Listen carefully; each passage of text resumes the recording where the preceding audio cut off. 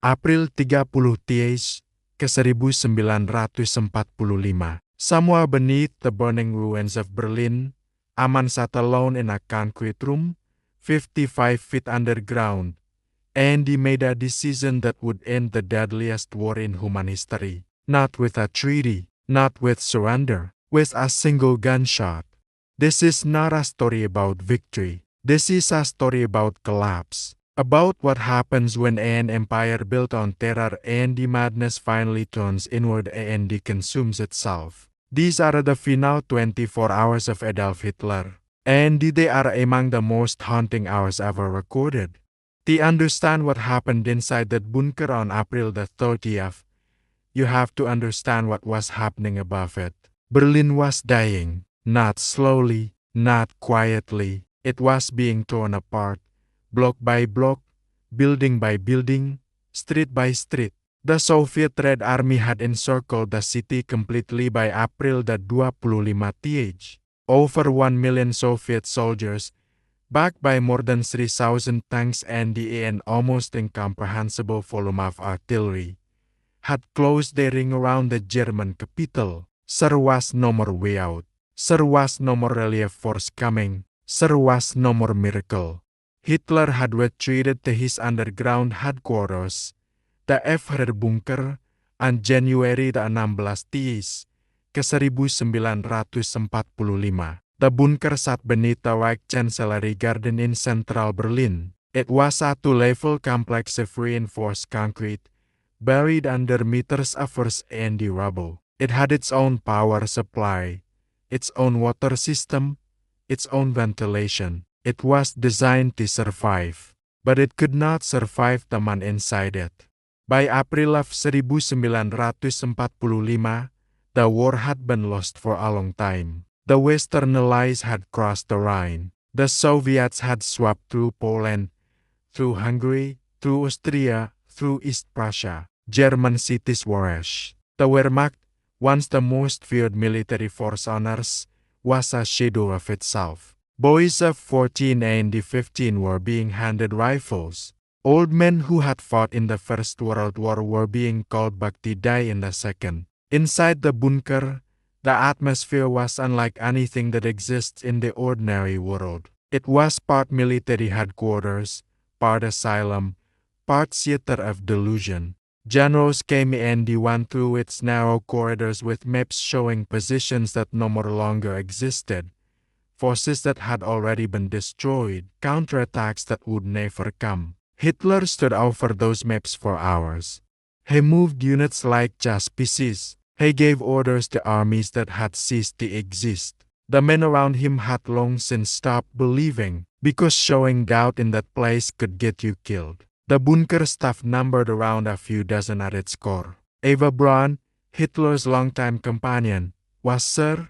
She had arrived in mid-April, refusing to leave Berlin despite being told to go. Joseph Goebbels, the Reich's propaganda minister, was there with his entire family, his wife Magda and their 6 children, the youngest not yet 5 years old. Martin Bormann, Hitler's personal secretary and one of the most powerful men in the Reich. The generals rotated in and out. Some wept, some simply disappeared. April the 29 TH began with news that shattered the last fragments of whatever illusions remained. 2 pieces of information arrived in the bunker in the early hours that morning, and together they were devastating. The first was the confirmation of Heinrich Himmler's betrayal. Himmler, the head of the SS, the man Hitler had trusted perhaps more than anyone to enforce his will, had made secret contact with the Western Allies through a Swedish intermediary. He had offered to negotiate a peace. He had done this without Hitler's knowledge or permission. When the news reached the bunker, Hitler's reaction was volcanic. He screamed. He raged. He called Himmler a traitor, the most treacherous man in German history. Himmler had been the embodiment of the SS, the symbol of absolute loyalty to Hitler, and he had gone behind his back to try and save himself. If Himmler could break, anyone could break. The second piece of news came from Italy.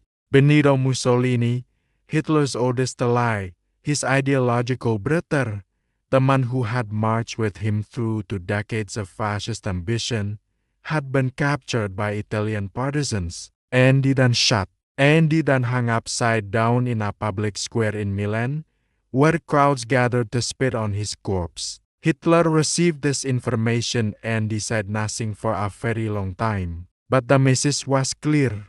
This was what defeat looked like. This was what happened to men like him when it was over. That night, Hitler dictated his political testament. He was calm as he did it, almost eerily calm.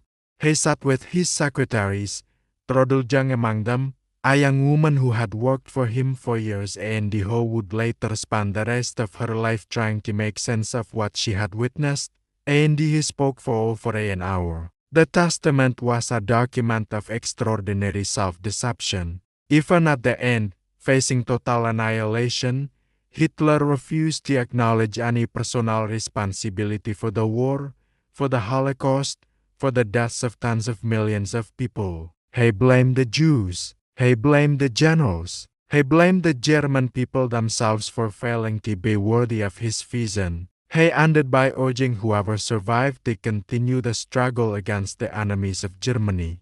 It was the testament of a man utterly untouched by reality. He also dictated a personal will. In it, he announced that he and Eva Braun would be married. The ceremony took place just after midnight on April the 30th. A city official named Walter Wagner was brought to the bunker under Soviet artillery fire to conduct the proceedings. Both parties declared themselves of pure Aryan descent.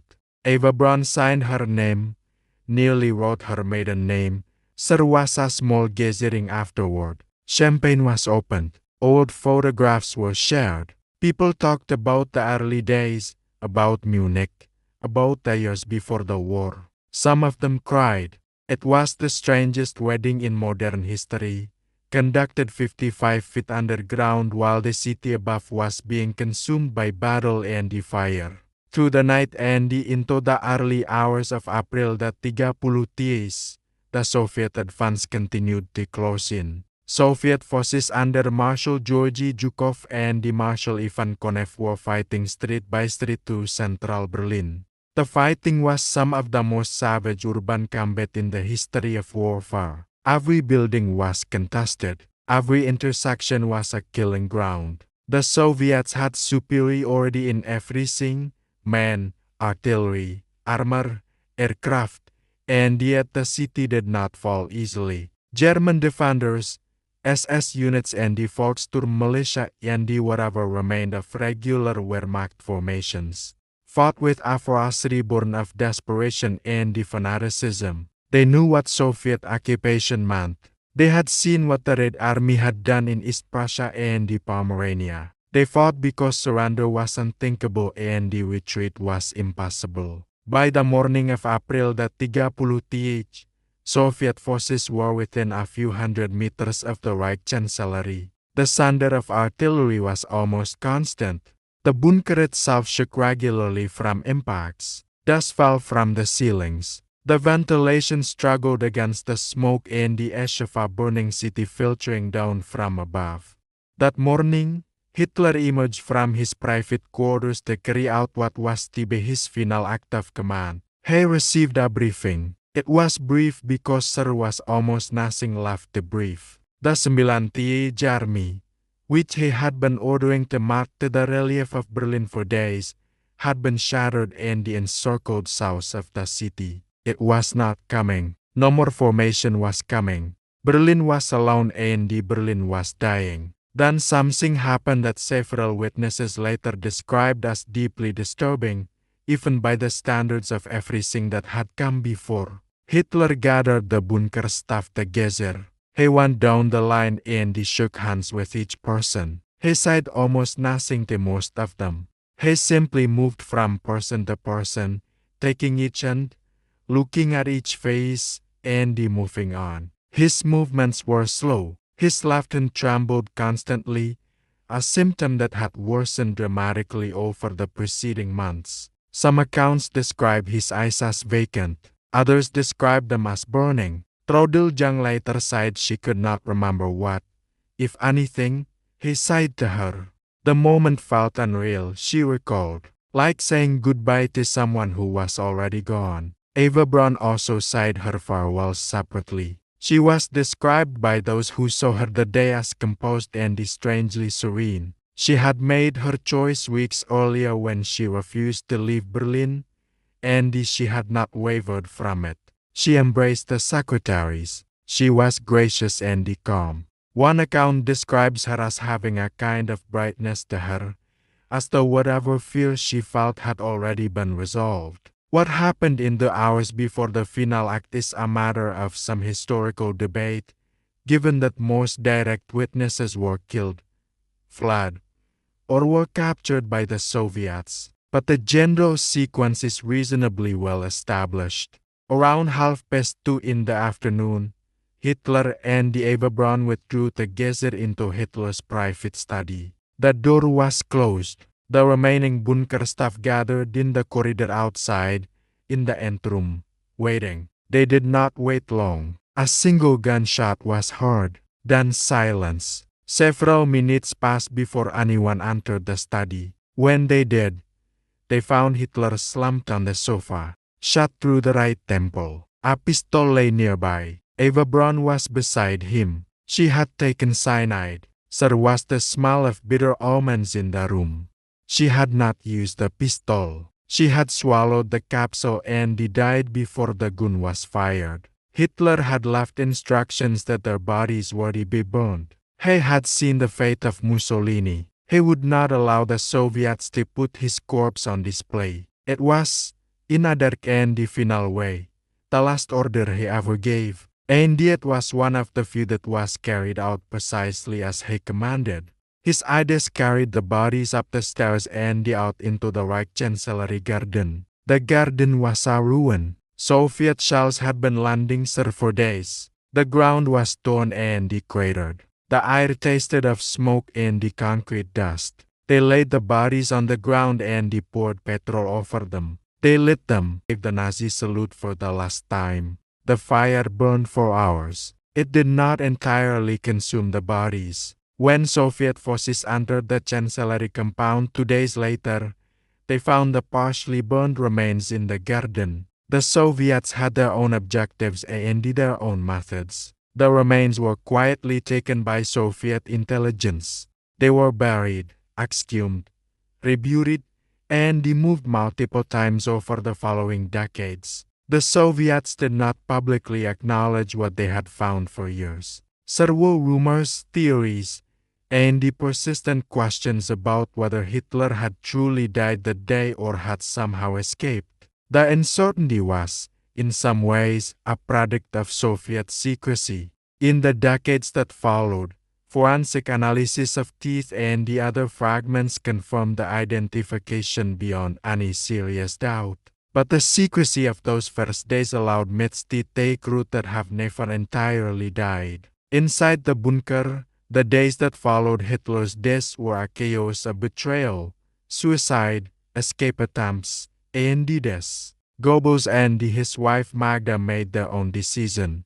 On the evening of May the 2nd Street, Magda Goebbels administered cyanide to each of her 6 children, one by one, as they slept. The youngest was 4 years old. The oldest was 12. She could not, she had said, allow her children to live in a world without National Socialism. It is one of the most monstrous acts of the entire war, committed not by soldiers on a battlefield but by a mother in a bunker. Joseph Goebbels followed his wife into the garden, where they too were shot and burned. What remained of the Nazi high command fractured entirely. Some tried to negotiate, some tried to run. Martin Bormann attempted to escape through the Berlin streets and he may have died in the chaos that followed.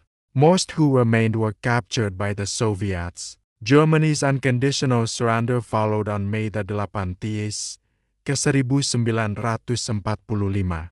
The war in Europe was over. 6 years of industrialized slaughter, continent-wide destruction, and the genocide were at an end. The death toll defies easy comprehension. Somewhere between 70 and 85 million people were dead. Entire cities were rubble. Entire peoples had been nearly erased. Europe, the heart of Western civilization, had torn itself apart in ways that would take generations to understand and decades to rebuild. The F-her bunker itself became a complicated historical artifact. After the war, it sat in the Soviet sector of divided Berlin. The East German government, uncomfortable with the site as a potential neo-Nazi pilgrimage destination, largely ignored it. In 1989, during demolition work ahead of construction, significant portions were rediscovered. Today, above the site where the bunker stood, there is a parking lot and the Amarest information board. There are no more monuments, no more memorial. It is, in its way, a deliberate erasure, an attempt to deny the place any grandeur or significance. Whether that is the right response to history is a question that has never been fully resolved. The fall of the bunker did not mark the end of the questions it raised. Historians, psychologists, and the philosophers have spent the decades since trying to understand how one man could lead an entire civilization into such catastrophic darkness. How institutions failed. How ordinary people became participants in mass murder. How an entire nation convinced itself that what it was doing was justified. There are no more simple answers. There never are. But the questions matter. They matter now more than they have in any generation since. What ended in that concrete room on April 30, 1945 was not just a life. It was a regime, a war, a particular form of evil that had been allowed to grow unchecked until it consumed everything around it. The man who died in that study had once been celebrated in the streets of German cities, had been called a savior, a genius, a God-sent leader. He died alone in a hole in the ground, 55 feet below a burning city that his own decisions had destroyed. Abandoned by his allies, betrayed by his most loyal lieutenants, surrounded by a handful of true believers whose loyalty was, by then, more terrifying than comforting. History rarely offers clean endings. The end of the Third Reich was not clean. It was prolonged and ugly and soaked in suffering that continued even after the guns fell silent. Millions of displaced people, liberated concentration camps revealing horrors that still strain the limits of human comprehension. A continent in ruins trying to remember what peace felt like. But it didn't. That is the one thing that cannot be taken from history. It ended. The darkness that had spread from that bunker, that had marched across Europe and burned its way into the memory of the world, had reached the limits of what destruction can do. It consumed itself. It burned out. And in the silence that followed, something else became possible. Not easily, not quickly, but possible. And perhaps that is the only thought that a person can carry away from a story like this one. That even the most complete darkness eventually exhausts itself. That even the longest night has an end. That the cost of allowing such darkness to rise in the first place is a debt that lasts far longer than the darkness itself. 55 feet underground, on the afternoon of April 30, 1945, it ended. The world above was still burning, but the end had begun.